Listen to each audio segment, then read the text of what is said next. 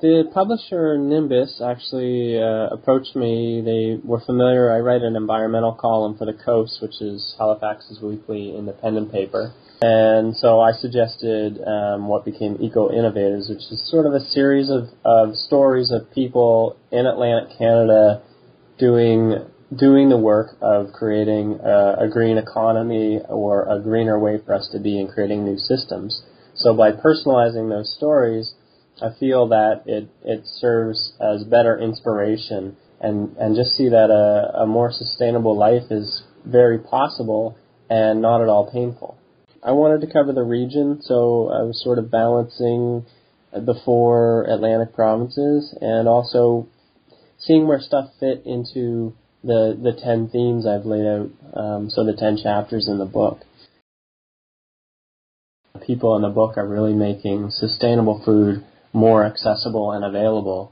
So what we do at my house is we get a food box delivered to our house every week that is as local as possible and always organic. And we buy our meat from either the farmer's market or from local source food, which is a grocery store in Halifax that sells only locally produced food. So that's how I met Sean, was doing that article, I believe.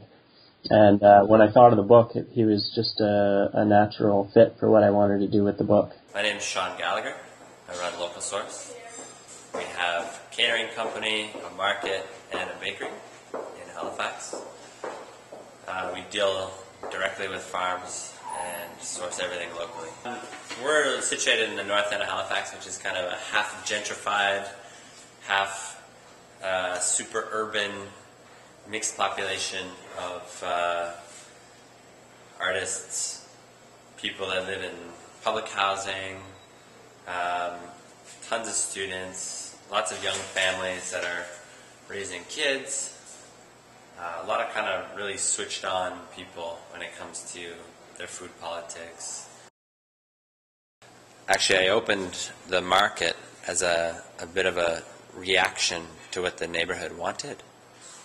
10 years from now, I'd love to have a real food hub in the city that includes deep root cellars that are right next to our geothermal heating and cooling system. We're just kind of hitting the tip of the iceberg as far as our foodie culture goes. So the demands are just coming about. Halifax is just growing up to be a city that has a foodie culture that, demands a variety of charcuterie and cheese and wants interesting vegetables that normally you'd only associate with an ethnic community.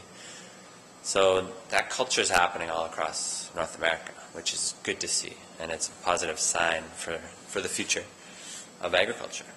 My philosophy is create a business that is designed well with social, environmental bottom lines, and hire people that have skills, that have chutzpah, that are ready to work, that can actually affect more change than hiring people that are just turned on to the concept and maybe have no skills to bring to the table.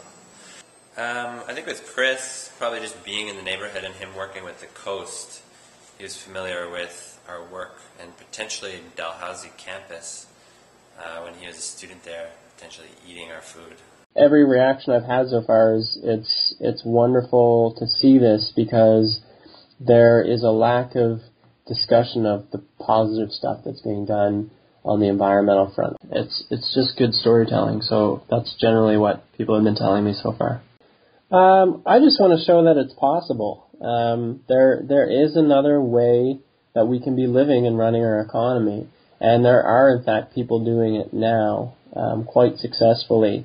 It's just at the moment it's kind of an underbelly and it's small. And this book shows that there is something that can be done, and in fact is being done, and we just have to get on board.